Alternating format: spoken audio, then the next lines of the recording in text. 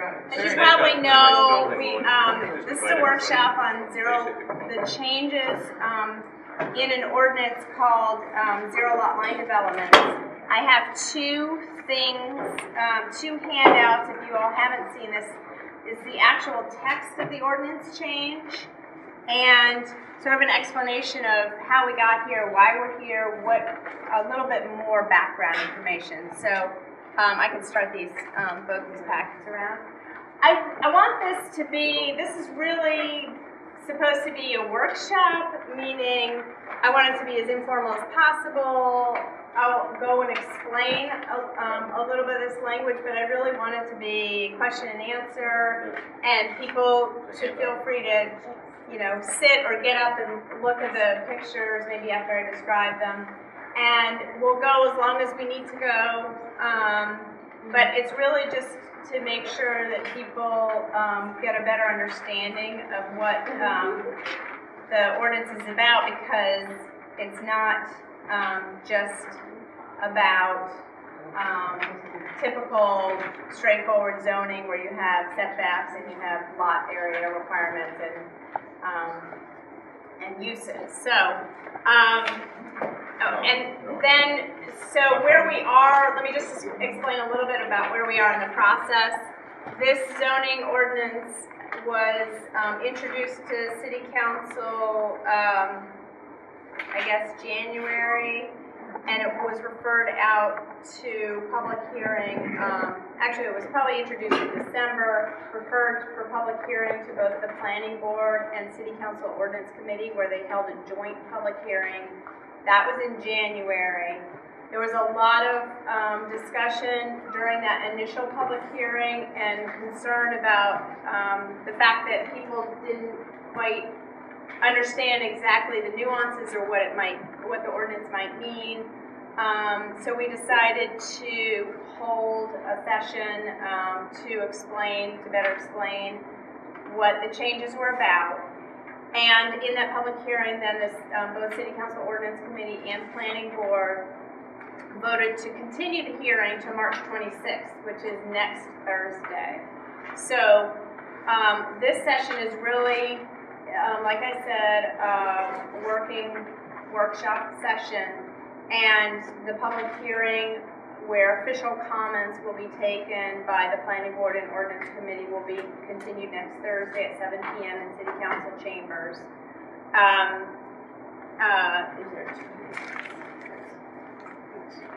Maybe if you want to set them on the corner, that'd be great. I'm sorry, you the 19th? This coming Thursday? 26th, a week. Thank you. Thursday, all right. March 26th. At that session, my guess is that both the Ordinance Committee and Planning Board would close the hearing and make a recommendation. Their purpose, the Ordinance Committee is a subcommittee of City Council. They make a recommendation to the full body, full City Council. Planning Board also makes a recommendation to full City Council. Once the recommendations are finalized from each of those entities, then the ordinance moves forward to the full City Council, at which point the City Council then would take it up in their regular meeting schedule. At some point, it could be, depending on what happens next week, it could be April, it could be May, it could be some other time, depending on what the council wants to do with it. So that's sort of where we are in the process.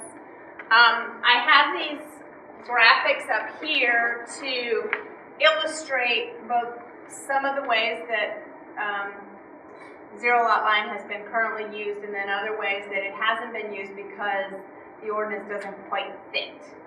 And some of the changes proposed would actually facilitate, well, in the example 4, which I'll get to, might facilitate the ability of the person to actually create a single-family house lot. So, zero lot line is a term, really, it describes a setback between two properties on the side lots. So in zoning, or in all the districts in the city, we have setbacks that define what's required for well, we would say new lots. There are many lots that have existed way before zoning, and so they're legally able to continue that way. But we judge new lots or changes to lots with a new set of standards in the zoning ordinance. And for each lot, I'll take this lot for example. There are property boundaries along a street, and you have a required frontage dimension that defines the lot. You have 2 side lot lines, and you have a rear lot line that comprises a lot. And you are required to have a minimum amount of lot for different types of uses. And in this case, we're talking about single-family homes only. And in 2 districts in the city, the urban residential B district, which is really just doesn't mean anything but A, B, and C. We have URA, URB, and URC, and it's just a alphanumeric designation to distinguish between different areas in the city. But the orange represents a URC district immediately surrounding downtown, and URB is a zoning district that's slightly less dense. It doesn't allow multifamily units like urban residential C, but both districts allow single-family house lots. So in the URC district, which is the orange surrounding the downtown, and parts of this neighborhood where we are here are urban residential C. The single-family house lot minimum standard is you have to have 6,000 square feet for a single-family home. In urban residential B, you need 8,000 square feet. So you can see there's a little bit of difference in density between the orange area and the yellow area here. So if you have minimum lot size requirements and you have your property boundaries and then you have a standard setback, it happens that in URC and URB, setbacks are the same for the front, side, and rear, and you need, typically you need to be 20 feet off of your front property line for the front of your structure, and you need to be 15 feet from the side property boundary to your structure on both sides, and then you need to be 20 feet from the rear. So those are the parameters for setbacks in a standard single-family home scenario in both of those districts. What zero lot line refers to is zero side setback for one side boundary. So it allows, if you have a single-family home, to be closer from down to 0 feet from your side lot line, and the other lot, the structure could also be as close as 0 to that side lot line. The way the zoning currently is written is that if you want to create such a scenario, you need to own the entire parcel in which you're proposing to create a lot down the center where you're creating less than the 15-foot required side setback. The reason that why we came, originally the city adopted these rules to allow this was that the city determined that there had been an interest in building some two-family structures where 2 families were allowed, but people building those or proposing those really wanted to create separate lots for each side of a 2-family unit, so that there wasn't a shared lot between the 2 units. So if you imagine this box is a house, but it was a 2-unit, right? Before the zero lot line came into being, this property owner, if they wanted to create 2 units, would have to create a condominium of the structure with commonly owned land underneath it. The zero lot line essentially allowed someone to draw, if you met all the other dimensional requirements, draw a property boundary down the middle of the structure in effect, then you'd have 0 because the structure was divided in half and you have a party wall, and so you're right up against the side setback line. There was a particular case on Pine Brook Curve where a house was destroyed by fire, or actually it's tornado, I think. And the person, the Habitat wanted to rebuild, Habitat for Humanity, but they really wanted the separate property lines so that the people who would then live in those units would have, they would only be responsible for their piece of the lot. So that's sort of how this whole idea of zero lot line came into being. Zero lot line is used around the country in various ways, so it's not unique to Northampton by any means. What we have found since the ordinance was first adopted, I think it was 2001, was when the zero lot line developments were initiated. First of all, the other changes that were incorporated with that when City Council adopted the ordinance was that the frontage requirement, this dimension along the front property line of the street for single-family homes dropped to 65 feet per lot. So if you were to draw a property line down the middle, each property line would be required to have 65 feet of frontage instead of the typical or required 75 feet per single-family house lot. Since the adoption of the ordinance, we haven't seen that many people who wanted to create a structure with 2 units in it with a property line down the middle. We've actually seen different scenarios where, and I'll take this as a first example, where someone owns one large lot and they have an existing house and they want to create a separate lot because they have 130 feet of frontage or more, so they can create 2 65-foot frontage lots. But they don't necessarily want a new structure attached to their existing structure.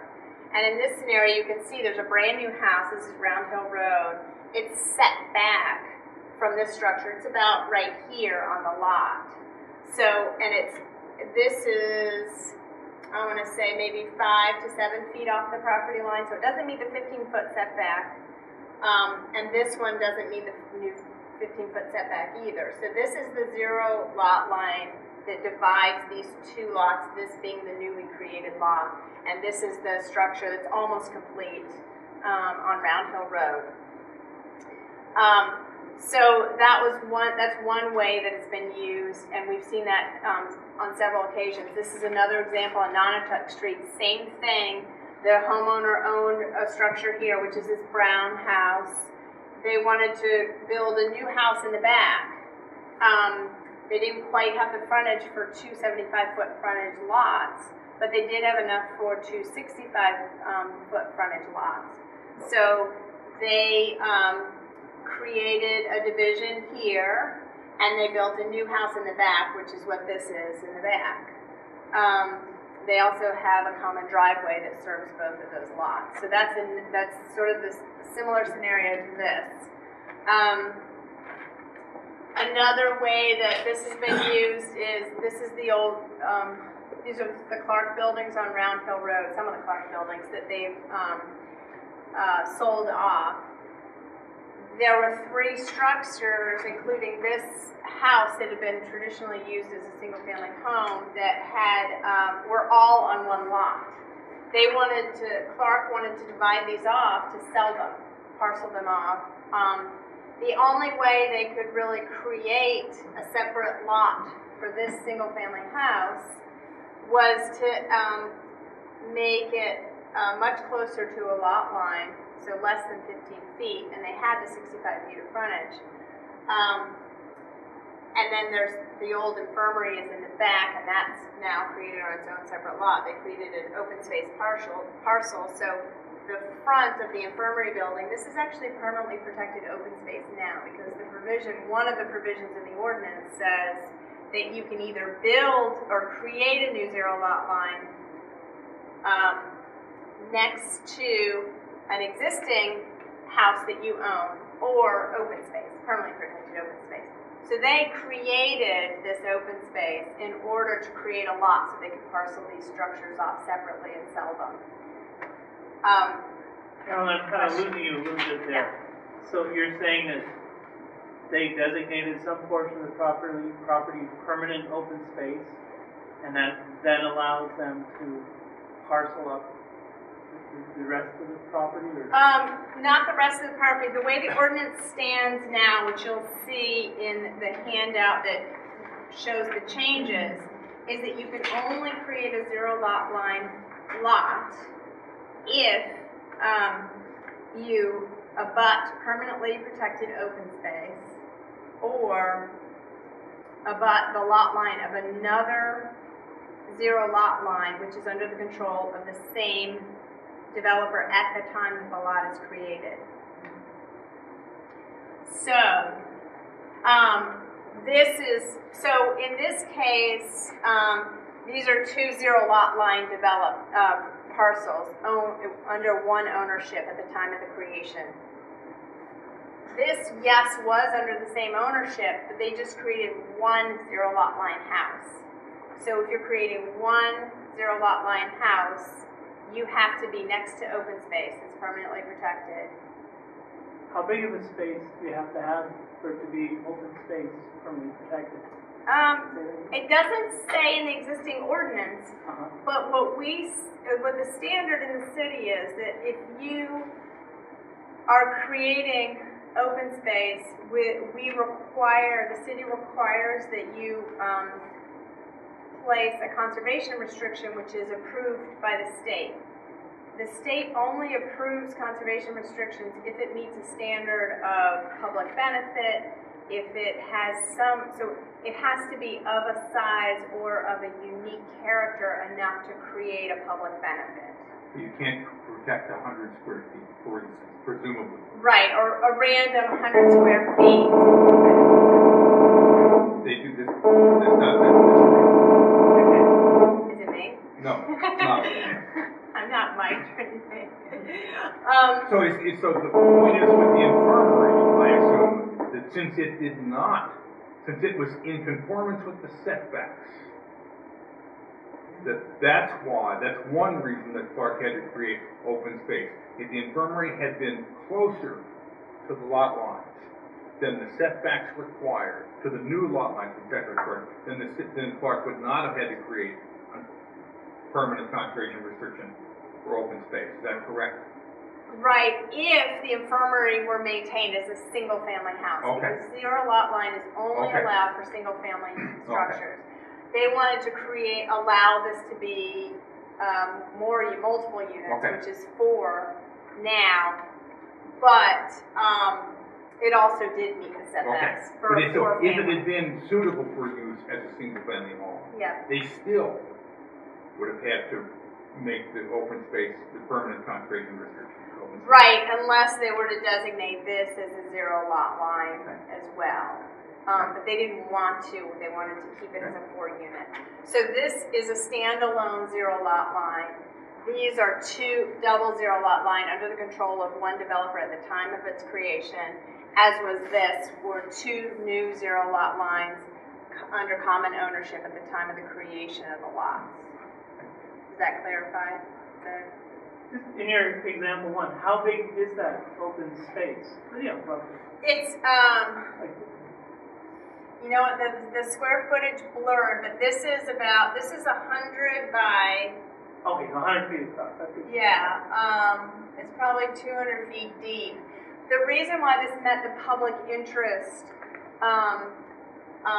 benefit by the state was that it was an old stand of trees that sort of served as a neighborhood public relief for open space on the hill, that it historically had been there, and sort of it maintained the historical integrity of the layout of the campus. And so keeping it that way was important to maintain sort of the way the campus was originally created. And so that's how it met that. I assume the access to the infirmary is not through that space. No. There's a common driveway that serves this house and the infirmary in the back. And in fact, there was already a drive there, they just had to make minor modifications to it, so there was no new pavement or anything created. And so for the sake of discussion, that permanently preserved open space might have been half an acre, 20,000 square feet. Right, Ballpark. right, Okay. right. Does the city play any role in the state's evaluation of the value of a piece of land when they're considering a conservation easement? The value of it as an open space parcel, or the value, the monetary value? No, the value for conservation. Yes. The city, the city council recommends, and has to support the open space. The state makes ultimately the determination about whether it meets that. In fact, a public entity really needs to hold that. So Clark can't hold the conservation restriction on here. It has to be a public entity or a nonprofit entity whose purpose is preserving open space. So, but yes, the city's involved in the process, in the application, and if the city doesn't support a certain conservation restriction, they assumably write, there's a feedback loop there between the state agency that essentially approves these things and the city. Wouldn't you say as the zoning becomes, as it has in the city over the last 20 years, more and more complex, and more judgment, and much more trading off of one value or another, that the setting up a playing field that's very, that somebody with a fair amount of money or a public institution with deep resources, the ability to hire legal counsel, the more you do that, the more, I guess, inherently undemocratic the process becomes. The zoning process, Yes. or? No, the zoning process.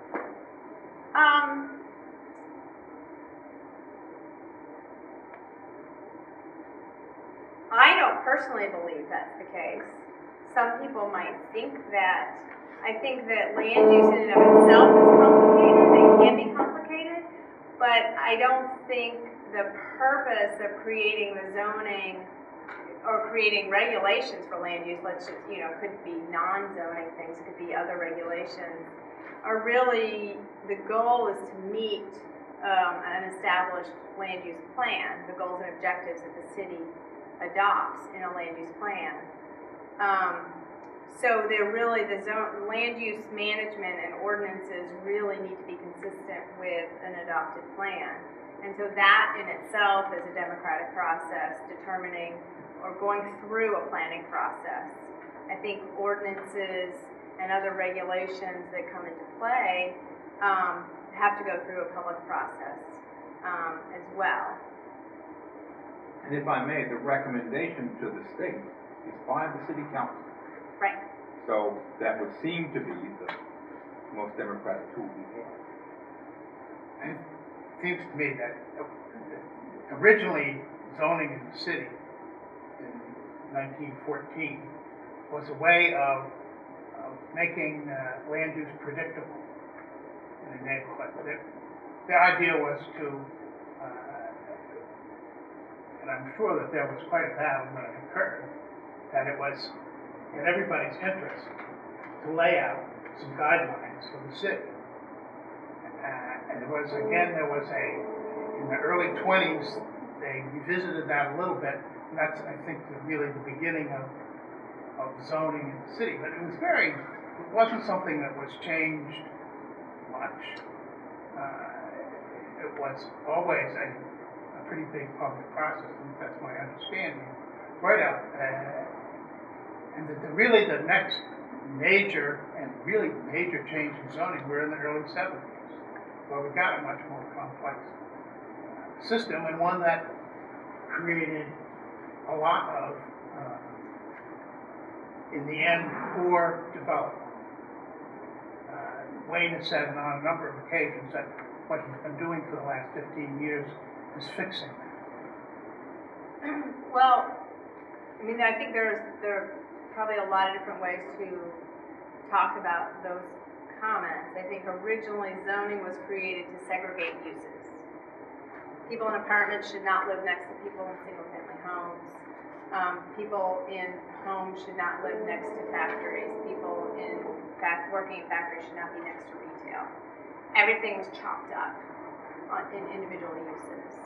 And that was the goal. And yes, the other side of that was to create a sense of uniformity and understanding about, okay, I live in a residential, right, I live in a residential neighborhood, there's not gonna be a factory right next to me.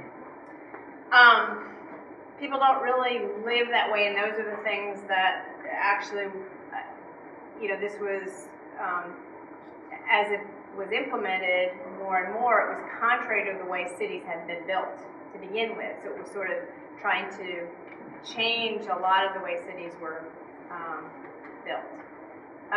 So I think zoning is very rigid in that regard, and so yes, over the decades,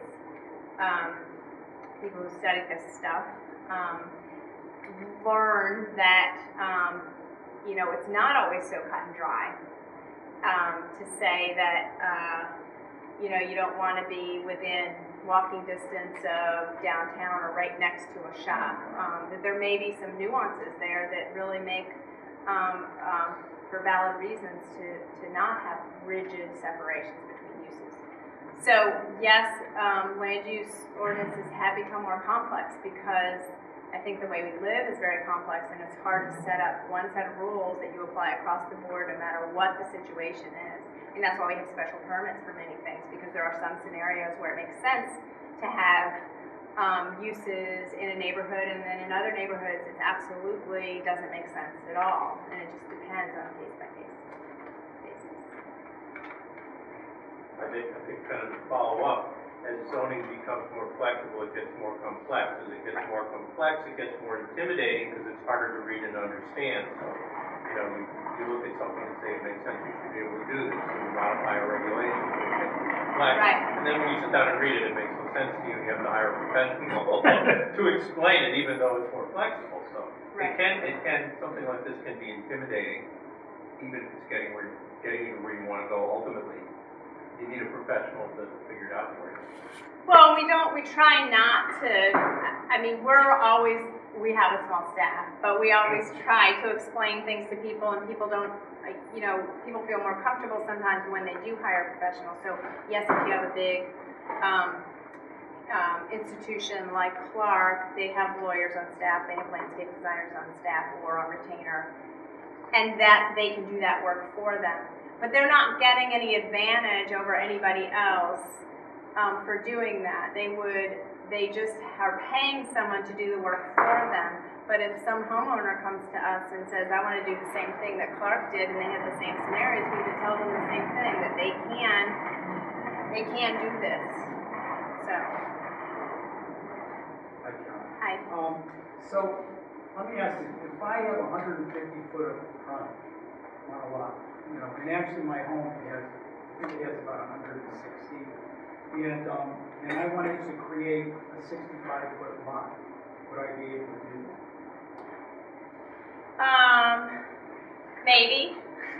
I mean, you have to meet the other minimum lot size requirement. So let's say for your existing lot, you have to have at least 8,000 square feet, and your existing structure has to be only a single-family home. The new lot would have to have if you're a residential, be 8,000 square feet. If URC. If you're URC, 6,000 square feet. And then you could show that right now the other aspect of this zoning is, instead of having 15 feet on the opposite side that you have less, you need 30 feet of setback. So between this and your neighbor on the other side, right now the ordinance says you have to have double the setback. So if right now you had 30 feet on the upper side of your house and you had enough to meet the minimum lot area, 65 feet of frontage, you could create a single-family house lot on your property. So what if I had something to the effect of, let's 3 times 65, that's what? 195 feet of frontage. Yeah. And I had a house right in the middle. Uh-huh. Could I create 3 65-foot lots? I mean, what I'm saying here is that, you know, I think if we're going to reduce frontage to 65 feet from 75 feet, that might be an idea to consider. But I'm worried that, you know, that we're looking at these very specific examples and that we're going to end up reducing the frontage across the board. That's my concern. Well, depending on where your structure lay in the middle, you potentially could create 2 new lots, one on either side of you, of 65 feet of frontage for a single-family house. The other piece of it is there are many, so yes, that's possible, so long as those lots met the other frontage requirements. The reason why this was currently adopted in these 2 districts is that there are many, many lots in these districts that don't even meet the 75 feet of frontage now. There are many 50-foot frontage lots, and they range. So it's not, so the 65 feet is not extraordinarily out of character from the way that the city was developed.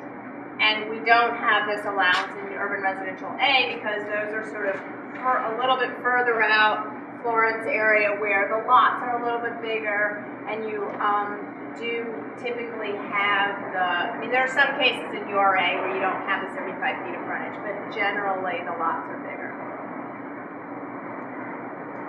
So you explained the status quo. You go on and explain where you want to go from the status quo. So, so a couple things. One change is the other piece of the ordinance as it stands now is you're required to build a fence right down the 0 lot line lot, a site impervious fence, and you're not allowed to have windows on the structure between the new on the 0 lot line side.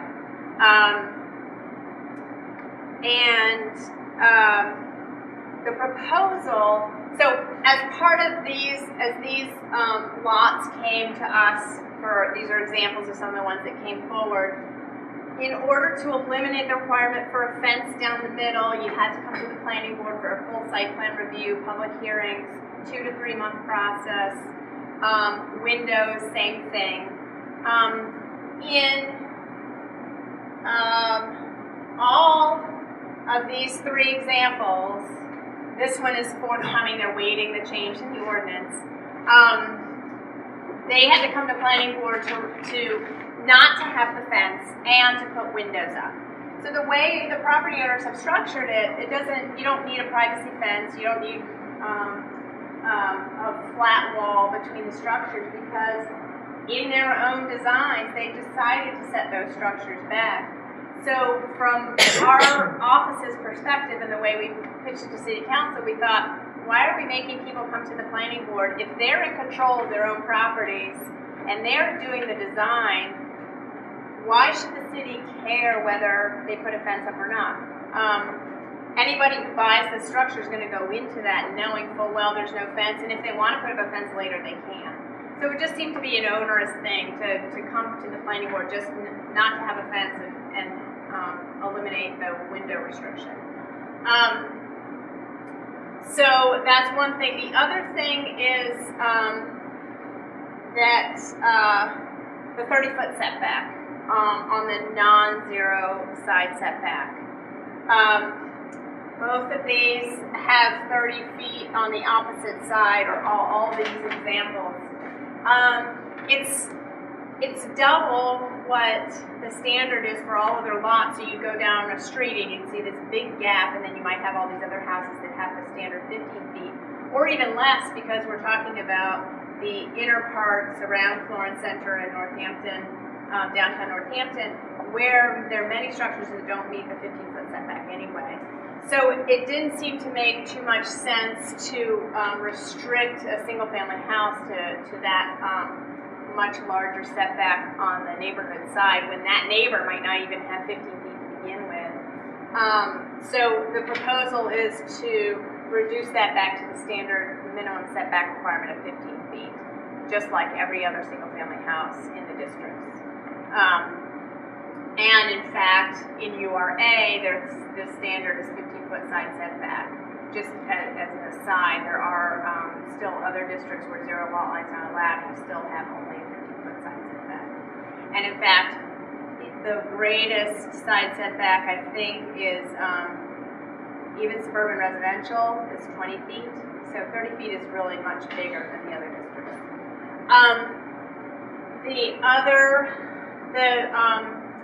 Probably what I would say is the biggest change from the standpoint of the comments that we've heard is the idea that you don't have to be in control of both properties to create a zero lot line project. So in this case, if there was a lot, let's just pretend this isn't owned by the same owner.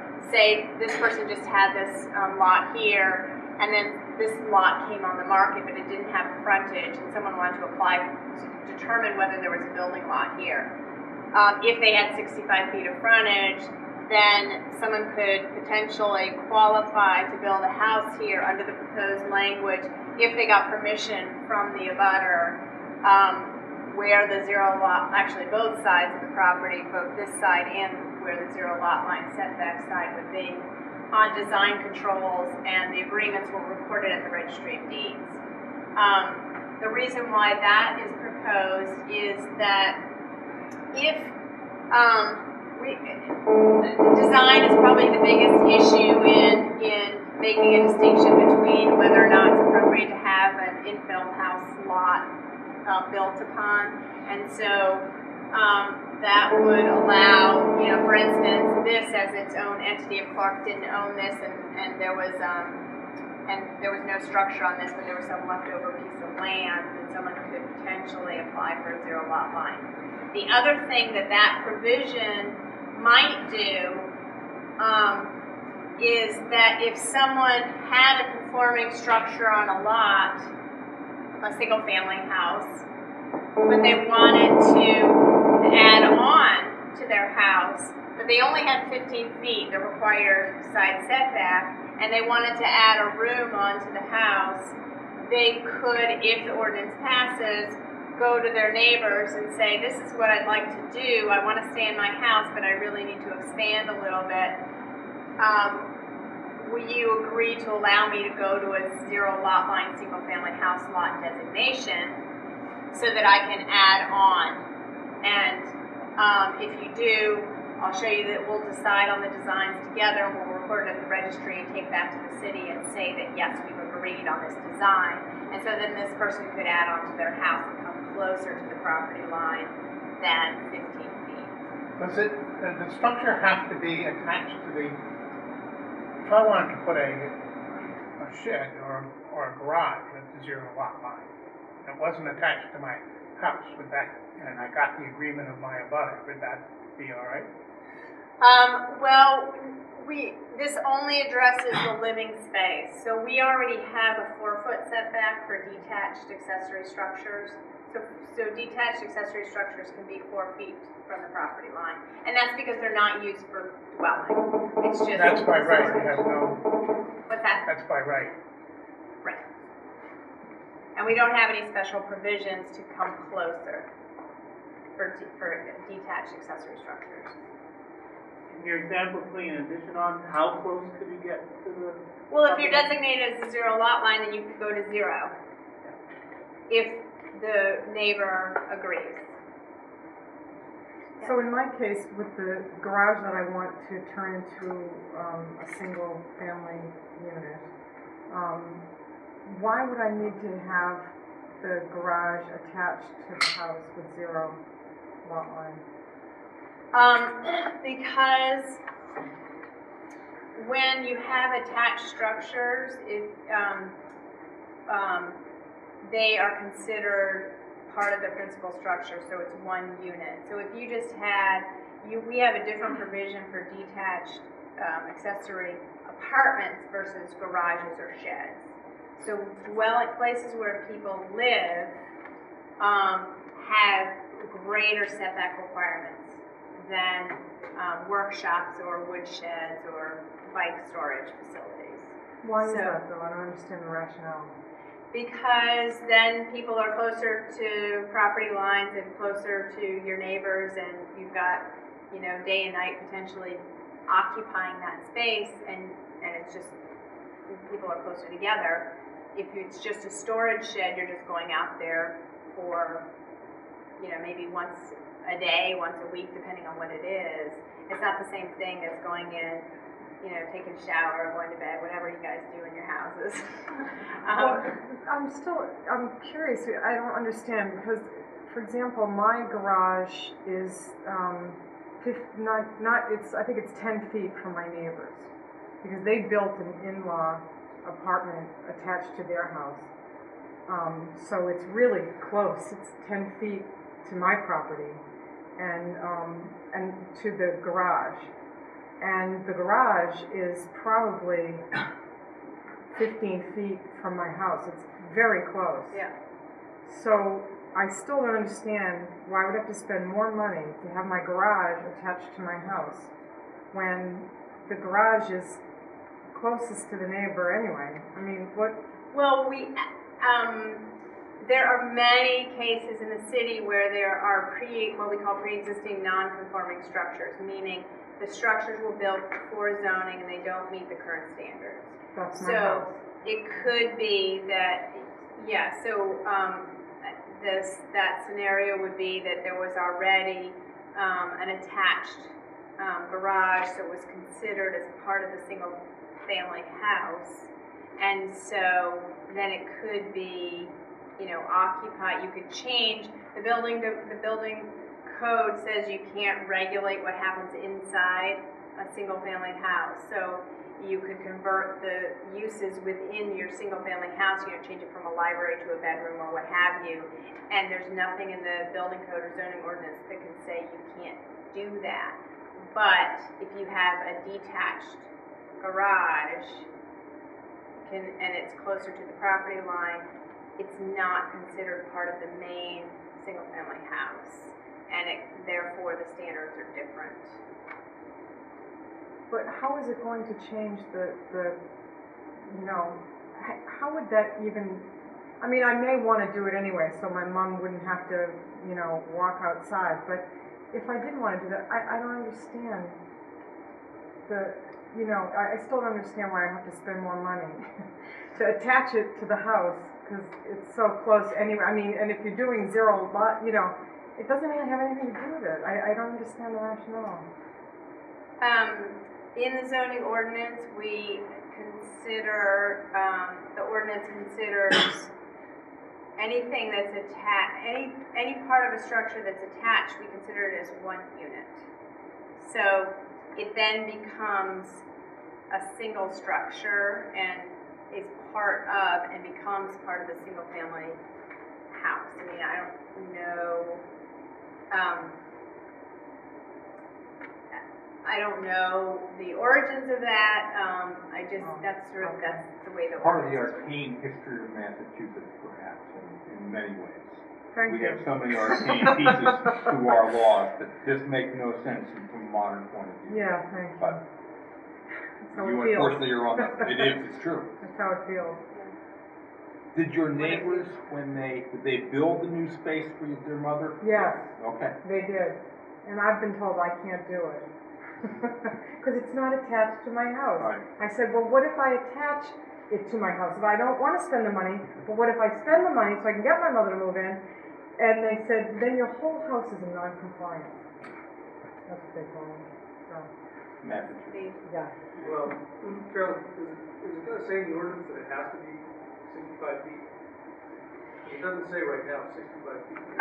The dimensional table goes along with it, and nothing in the dimensional table is changing for the zero lot line. So when you go into URB, there's a whole table at the end of the zoning ordinance that tells you what all these dimensions are that I talked about at the beginning for each district and each use within each district. So you would go to single family house, zero lot line single family house under the URB or C category, and it would say frontage 65 feet, depth 80 feet, lot size 6,000 feet. And none of that would change because that's how it is on the books now. It's just what's the other provisions within that that are in front of you. David, In her scenario, if she was to take the garage and let's say turn it into a detached accessory unit, that would make it not a single family anymore, so well, that's the other provision of the zoning ordinance. Any single-family home anywhere in the city is eligible to also have an accessory apartment within it. So as part of the main structure, and it can't be, you know, an owner has to occupy one of the units. There are other, it's not like a two-family in that an owner has to occupy it. It can't be greater than 900 square feet. And it would still be considered overall single-family house, but it would have an accessory apartment. We do have a provision for an accessory apartment detached, but that specifically says that it has to meet all the setback requirements as the single-family house does. And you have to get a special permit from the Zoning Board of Appeals to even get approval, even if you do meet all those dimensional requirements. So you'd have to be 15 feet from each side, 20 feet from the rear, 20 feet from the front for a detached unit. the proposed changes would not help you with a detached Right. accessory because you're no longer considered a single family. You're not, it's It's not, attached. yeah, it's not part of the main principal Okay, structure. so you lose that, that's it. Right. But it doesn't allow that now either, so it wouldn't change anything to But that. zero lot line is just permitted for single family uses. Or now, and the proposal would continue to maintain that single family requirement. But if it was a single family with a contiguous inside of it accessory, it would pass. Yeah. But with the detached, it wouldn't. Right, a detached, you'd still have to meet the setback. So even if she put the zero lot line to get her accessory detached garage to work, because it's detached. Right, unless she attaches. Yeah. Does the zero lot line pertain to if you're going to build a new house or you're going to do an addition to go closer than 15 feet? Either. Both of those things are included. Okay, so if you want to go closer now, what is the process? If you had a house and you wanted to add on. You don't have a house. Oh, okay. In one case, or you do have a house and want to get closer. What is the process now to get closer than 15 feet, either to build a new house or to put an addition on? To build a house, you would have to own, you would either have to have a lot that abutted open space and then apply for a zero lot line lot, or you would have to own an abutting parcel that was also zero lot. So where you're proposing to have less than 15-foot side setback, that side you'd have to own. So if this were a lot, you'd have to own wherever you were proposing to be your 0 to 15-foot side setback. So this line, let's say, you'd have to own on this side. Not both sides, but just where you were proposing to be closer to the side setback. If you meet all that, you automatically get a permit to build. It's by right, yes. By right, okay. Now, if you want to do an addition, what is the process now, if you want to get closer than 15 feet? If you want to do an addition now, and you don't own any land, you just own your own property, and you have separate neighbors on both sides, you could potentially apply for a special permit to do dimensional averaging, which means you could look at all your properties within your neighborhood within 300 feet, and if what you're proposing to go down to, let's say instead of 15 feet, you want to go to 8 feet. If 8 feet is at least the median of all the side setbacks within 300 feet, you could potentially get a special permit from the planning board to do that. Otherwise, you wouldn't be allowed to expand. Right, is the special permit automatic, or do you have a hearing to get the special permit? Special permit is a public hearing process Okay, that's in the front of the practical planning. piece I wanted to say, because to me, what is important about this is that it takes away the neighborhood's right to comment. That if you are going to go closer than 15 feet on an addition, and you don't meet those qualifications, then you have to go for a special permit, and all the neighbors around so far get notified, and they have the right to go to the hearing and express themselves. That would be taken away. The 300-foot ability for neighbors within 300 feet would not be there, but again, you'd have to get sign-off from both sides. Both neighbors would have to record an agreement at the Registry of Deeds for the change on the property. Right, but that meant that you could have a very small number of people colluding on this, and the rest of the neighborhood is left out in the dark. They have to take what the two, and I'll say colluding neighbors, decide to do here. Right. The rest of the neighborhood is then out of any possibility of input on this. And frankly, I think this is directly opposite what best practices have been talking about. That you want to make sure that people are informed, they know what's going on in their neighborhood, they have the right to have that say, and now you want to take it away. And I think you got to be very careful when you step on this kind of thing. I know there was an incident in my neighborhood, and I certainly would want to have the right to go to a public hearing and speak about whether I think it's a good idea or not a good idea to go almost to the lot line. And I think here, Jerry, that the difference is that if our neighbors are doing something a couple of houses away that we don't like, we can go to the public hearing and speak out. Now, that's right. The planning board may or may not agree with our position. But you have the right to say it. Let me finish. In the proposed language, our immediate neighbors would have to sign off big time in a way that the neighborhood now, so there would be two individuals who would actually have to get lawyers and sign pieces of paper that this was a good idea.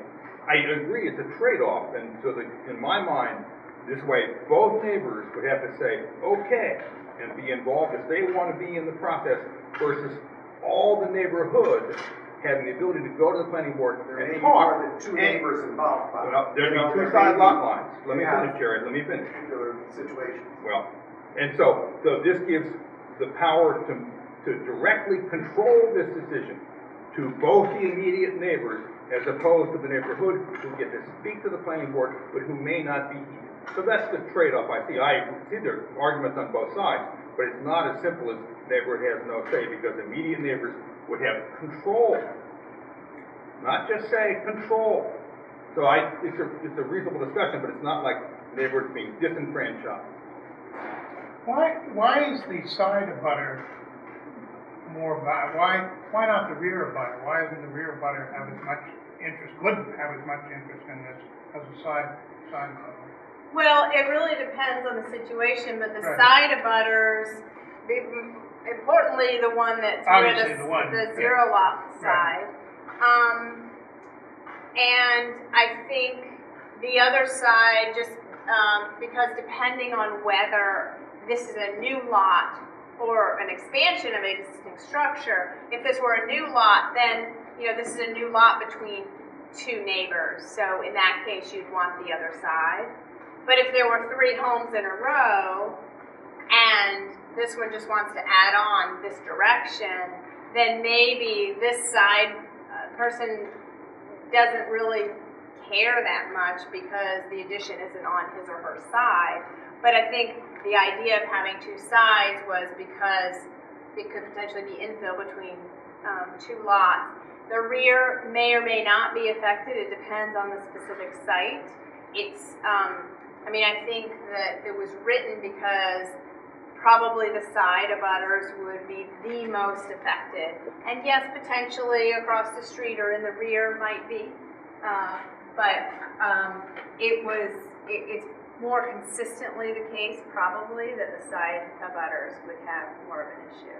And David had his hand up. And then Well, I've been sitting in this chair so long, I was gonna ask that question, and now it's just beat me to the first part of that, but that was part of my question, was the rear line. So, as it's proposed, either side, the side that's zero and the other side that isn't, both would have to agree. yeah. All right, and Yeah. the rear isn't there, but that's potential. Let's say the abutter in the rear in a pre-existing non-conforming situation is actually closer than one of the sidelines.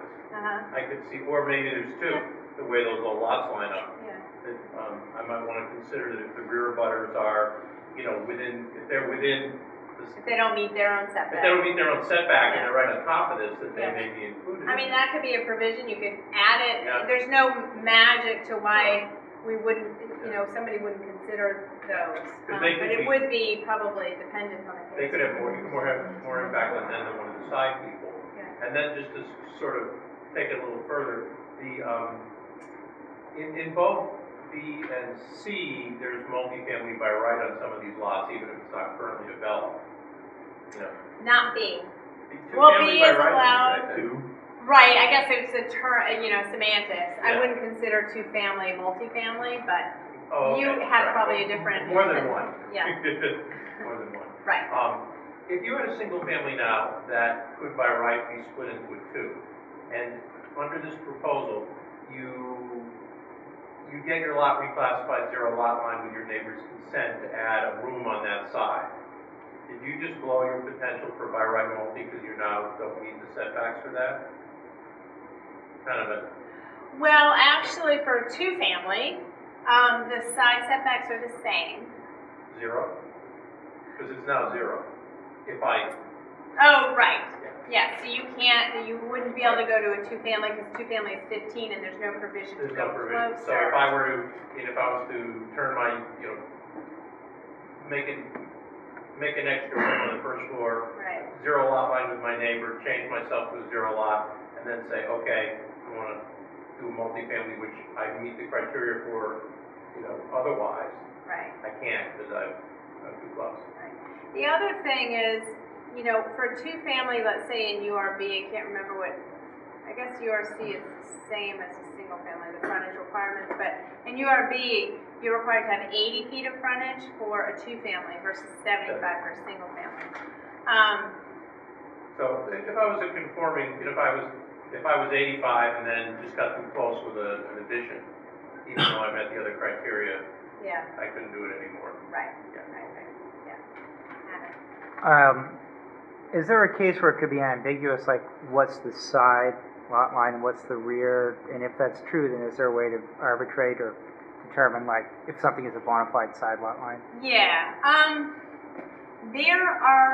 there are situations where it's not straightforward, what exactly is a side lot line. They don't come up that often, but they have come up. And the reason why they don't come up too often is because the zoning tries to address that. So there's a provision that says the rear property line is the one that's most nearly parallel to the front property line. And then the other lot lines are side lot lines. So if you have a skewed angle, or if you're a triangle lot, for instance, that's probably been the most difficult to determine if you're on the corner, but your lot is actually a triangle shape. You know, and then it's really up to the building commissioner to make the determination which is the rear lot line. So you figure out the front based on your address, and then you have to, the discretion is which one is the rear, and then everything else is a side. It says that in the zoning. So, you know, I can think of other situations where, you know, at first brush, it might be really hard to figure out where that rear lot line is, but then if you sort of go through the terminology, it kind of falls together, but there are weird situations. Does any of this apply to a townhome development, such as what the Cole construction condo proposal? No, because that's considered a townhouse project, so it's not defined in the zoning the same as a single-family home. And that, and then lifting up to a couple broader things. These examples here strike me as pretty benign.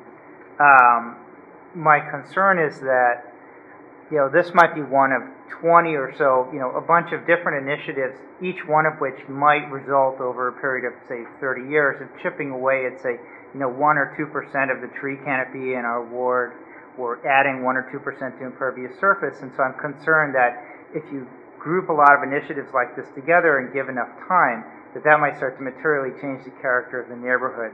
And so to balance that, I'd feel a lot more comfortable if at the start of sort of this zoning revisions process, you know, we started monitoring, well, how much tree canopy is there in Ward 3, all these wards that are affected, an impervious surface, and then maybe update that by year so you could see if things were happening that, you know, seemed deleterious on the macro level.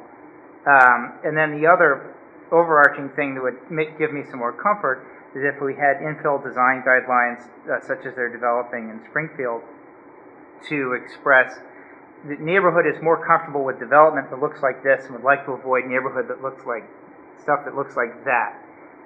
So I'm hoping there's some checks and balances, you know, while we're also looking at this sort of more micro level stuff like that. Well, just to, there is a criteria now that 2.5-inch caliber trees are required for new lots along the frontage. But you're right, it really, in order to address sort of the bigger scale for the city, requires, I think, a different type of review that wouldn't just address single-family homes, but overall, what is the tree canopy, do an inventory, and there are programs out there that help municipalities do that. And I think that it would be part of, and it should be part of the implementation process for the sustainability plan. The other piece of it is the zero lot lines were created for single-family homes because originally, partially because it's obviously not as dense as allowing it for 2 and 3 and multifamily structures, and you still have the open space requirement on the lot for each district. So it doesn't, that doesn't change in this. So that as part of the other dimensional requirement in the table, there is that provision or requirement. I don't know who else was. I'll get to you next time. I think you're doing a wonderful job explaining the technical aspects. I get more than half of what you're saying. Really? That's it? Well, more than half, like 55%. But I'm curious, I'm thinking... All right, well, we should wrap it up. And there's a follow-up, maybe a second follow-up from this, too. Can you speculate on what will happen if this being passed? In your example 2 and 3, I'm assuming that these lots were divided so that somebody could build and then sell a home. I don't know if there's a big lineup of people wanting to do that, or a big lineup of people wanting to get 4 more feet out of their addition, or a big lineup of people who want to have an extended family building on their lot. So can you speculate on that? I could, but I'd probably be wrong. But since we have a realtor in the house, he could probably talk about that a little bit more. You know, my guess is that given how many, maybe we've had 5 to 10 over the last 8 years that have come forward under the existing guidelines, maybe closer to 5 than 10. And I think the one change that might, the allowance to have just an individual lot come online, may actually, my gut reaction would be that it might result in more additions to single-family homes than actually new single-family lots. because we get a lot of inquiry from people who want to add on to their house, and we have to be the people to say, sorry, zoning doesn't allow it, go talk to your city councilor. Or, sorry, zoning doesn't allow it, the plan says, yes, we want to encourage and fill where it makes sense, but can't help you right now. So my guess is that it's really going to be about people who want to stay in Northampton.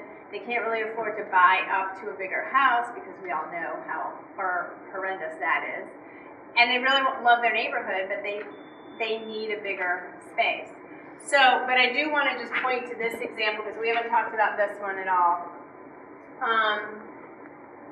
Fruit Street, you probably recognize this house. It's right on the corner of Old South and Fruit.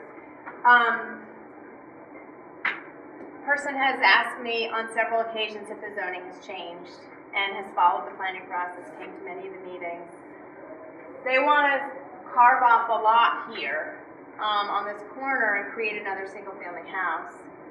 They could potentially do it under 65 lot frontage, except they don't meet the 30-foot setback on this side. So if they were to create a zero lot line here or something like this here, this could be the shared zero lot line, but they don't meet 30 feet over here. Now, they only have a couple to 4 feet on this side, but two things could potentially happen for this person. One is if that provision that the 30 foot is reduced to 15, potentially they could go to the zoning board for a finding for not, making a change to this to make it to a zero lot line, but the side setback's not changing at all, so potentially the zoning board would say, you know what, this doesn't affect this property because that's usually where the findings fall and is sort of the most closely related to where the impact is. Or the other side of it is perhaps they create this as a single family house lot and get permission from the neighbor to get designated as a zero lot line. And this becomes a zero lot line, and potentially they can build another one, and the zero lot line is here too. So that's one, this is one example of one that I know can't happen now, but the person has been asking. And there may be others scattered. I know that someone inquired, and I probably shouldn't say this because I can't remember exactly where it was. It was in this neighborhood. That there was a big lot like this on the corner. But there was some provision that didn't quite work, so it never came to fruition. So I don't know off the top of my head if it would work even with these changes, but these are just anecdotal pieces of projects that people have come forward about. Living on Fruit Street, I know that house well, and that house that's in the picture is already a two-family home. Right. And we've So talked, it would they would have be to convert converted it. back Right. to a single family. Exactly. And then they'd also have to get the apartment Right. building There's an next apartment door building right here. to sign off on the easement, and then they could do it. Yes, right. So it wouldn't be straightforward, they would have to make some changes to that. Are you familiar with the project up in Leeds? I can't remember which street it's on. There's a house that has this huge addition, and they're about 4 feet from the house next door to it. And there's windows on the side. Maybe it's just going to be torn down, the house next to it, right? I know there is one project, I know about one project, and I can't remember where it was, but the property owner either bought 2 lots or owned a lot and then bought the adjacent lot, and it was planning to move the existing structure after construction of their house or tear it down. I think they were going to try to move it to a different lot.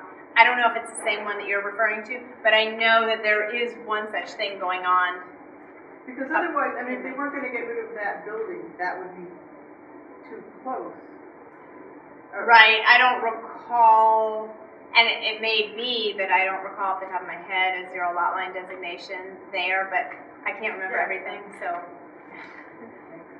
Yeah. We've been talking for a while. Sorry. Can you just tick off the changes again that you're proposing? Yeah. Or that you're considering? Or both. What's that? Or both. Okay. So, I'm just gonna read from the ordinance to make sure I cover everything. So the one would be to make sure that the opposite side setback is 15 feet, not 30 feet. Adding clarification about garages or other parking structures in the front yard setback, meeting, we didn't talk about this at all, but meeting twice the setback, which is the standard for other parking structures in the residential district, so it's just to make it consistent because we never tied it to the zero lot line. Eliminating the restriction on windows and doors facing the zero lot line side. Eliminating the requirement for the 6-foot high fence in between the properties. Eliminating the restriction on parking in the front yard setback, because in these two districts there's another section that talks about how many parking spaces can go in the front yard. So if you had a driveway here and you wanted to put a car here, under the current ordinance, it really says you can't even have a car parked in your driveway, so that didn't really make sense. That's duplicative of other language in the zone. Right, but it's slightly different in other parts of the zoning. So,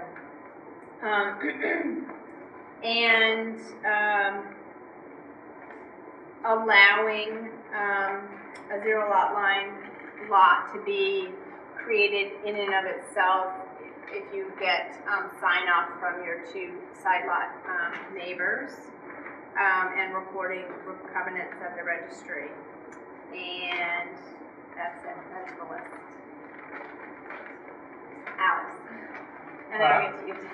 A lot of this sounds very good in giving people this kind of an option. I guess, particularly as the overriding plan of the city is to create more neighborhoods that are walkable, more people living within a walkable downtown. So I guess my question is, you characterize URA as being the sort of suburban, but in fact, there are a bunch of URA that's considerably closer to downtown than big chunks of URB and even URC. There's some right here around Hill. You're right. So why not offer this to the URA? I don't know. You want to take it, Bob, and take it the next time? I mean, I guess the answer would be, and as you didn't sound like you necessarily favored this, but the zoning has changed incrementally to become more flexible, or to change with what the city and people in the city feel is appropriate. So initially the zero lot line was introduced and we had a lot of restrictions about the fencing and the windows and all that stuff, and now it seems like that's a little bit too onerous. So it is, I think originally, again, as I said, no, not all the URA is suburban, but many more of the URB and URC are smaller lots than in the URA. So I think that was probably the first incremental step to try to test the waters to see, is this a provision that makes sense? And we also know historically that people tend to feel more comfortable with single-family homes and not for multi-family homes. So in a way, or 2 or 3 family structures, neighborhoods seem to feel more comfortable with new single-family houses. And so this was also a mechanism to allow some small amount of infill, but with single-family homes as opposed to multifamily. So I think maybe the next step could be to look at URA. I don't see why not, except that, I think the first step was really to look at the more dense neighborhoods. Well, I guess, by extension, I mean, you're under the general plan of making neighborhoods, increasing walkable places, is a rationale for the project on North Street, the Coles project, and significant inroads into green space there at a time when the URA, you have big chunks of the URA where you can't even have a 2-family house. seems to me that you're putting sort of the cart before the horse. You really want to draw concentric rings around the areas that you're looking for density and begin to move in those areas first, so that people in the rest of the city have a feeling of equity, a feeling that we're all sort of aimed in the same direction. Yeah, I mean, I think to your point, there are some URA neighborhoods right around Jackson Street School that back up to the bike path, very accessible to both Florence and downtown Northampton. I think one of the things that we looked at, both from neighborhood interest, or not neighborhood as a whole, but maybe individual lot owners wanting to have an extra single-family house that they can carve off from their lot. URA has a bigger lot size requirement, more depth and greater, mostly depth and lot size at this point. So I think a step in that direction would be to actually reduce the lot size requirement in URA, and potentially look at, I mean, I think it probably would be worthwhile looking at doing both of those things, lot size just in general, but also maybe introducing zero lot line. But if you guys would like to move in that direction, that'd be great. I mean, I do think that if we look here at the map, URC is the first circle around downtown. Right. So that would seem to fit with the overall goal, city's goal of sustainability, to encourage this kind of development in URC. And I think it'll be quite modest at most. Yeah. So. Is adding additions to existing single-family houses consistent URB. with the idea of The URC infill certainly expressed in the sustainability plan? Is adding on to additions to existing single-family homes consistent with the idea of infill, or does infill mean adding additional units so that you get, more sort of family density as opposed to one family occupying more space? I think that it could, there's not one definition for infill, but I think that, you could look at it as, I think I couched it a little bit previously, in that there are families who feel like they need either more workable space or bigger space, and sometimes feel their only option is to up and move, and then they may be moving out here, farther out, because they have a bigger parcel, they can expand an existing house or maybe buy a new lot. And so to the extent that you're allowing people to stay in Northampton and not build new houses out, that's one way to look at it. The other potential is, you could expand your house and potentially create an accessory apartment within it. Or maybe you expand your house for your family, and then in 10 years your family structure changes, and then you want to create an accessory apartment that adds a unit. I'm not saying that everybody would do that, but that it does potentially create flexibility in that way. Are there limitations on people currently building up?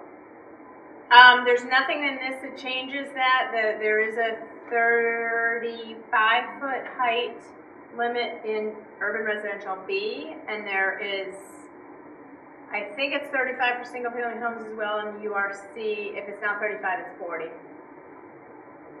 Okay. One other thing. Yeah. The design covenants, is there any more specification about what that means? Does it require the stamp of engineer or landscape architect and architect? Does it require a lawyer? Or is it just you go and you say, could you go and say, we have no design covenants, we agree that there's no limitations on this? I think if all parties agree and they go to the registry and they record, if I say, I don't care, Joe, what your house looks like, do whatever you want, I'm ready to sign on the dotted line, I'm signing away my ability to feel comfortable with any design. But I think at its most basic level, I can't imagine that someone would see this as opportunity and not utilize it, but we're not going to force people to go into this in-depth, design if they really couldn't care less. So they're allowed to frame the design covenant however they want? Yeah. Are they allowed to exchange goods or services for the signing of the design covenant? we don't get involved in what happens between neighbors in that regard. They just need to show that they recorded something at the registry that says that there's agreement, basically. I don't know. Did you have your hand up still, Peter, or on your No. Okay. I live in Florence, and so I'm not knowing what, I mean, it's in town, it's Lily Street. I don't Yeah. know what district. Well, that it's is. urban residential B. I think all of Lily Street is urban residential B. I'd have to double check, but I'm pretty sure it is. It's big. Yeah, it's this, I think it's this Loop Street right here, so, yeah. I love it. Yeah. No, it sounds very much like you've come back and said, in the time we've administered it, we've seen these sort of anomalies where the streamlining makes sense given some of the cases that have come before us, and here's a way we may be able to streamline this a little bit based on the cases we've seen that would make it work a little better and offer more opportunity to people.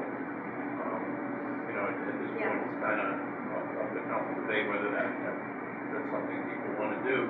But to the question of moving into A, I mean, it seems like, you know, this B and C are denser than A, so this would be less noticeable potentially in neighborhoods that are usually denser anyway. Yeah. It's not going to stick out as much, but much like when accessory apartments started, they were very strict and just were like in C and D, and then it went from inside to detached, and then it went to A, and then it went to all the others. It Right. sort of grew as it got perfected over time, and there was more Right. case studies as you had more experience with it. Right. But certainly, I mean, if it works in C and it works in B, at some point we get to work in A. Right. And just as a final note, which the counselors know, but you know, there's a list that I ran through of the proposed changes, and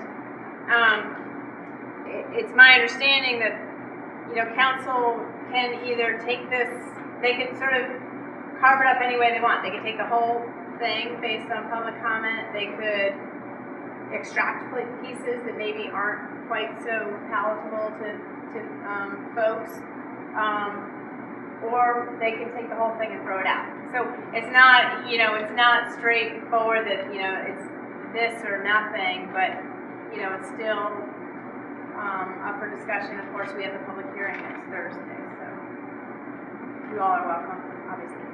Where's the council chambers? It's behind City Hall in the municipal building. Okay. Behind City Hall, there's a wing to the right if you're facing the municipal building, and there's a separate door that goes right into City Council chambers. What time is it?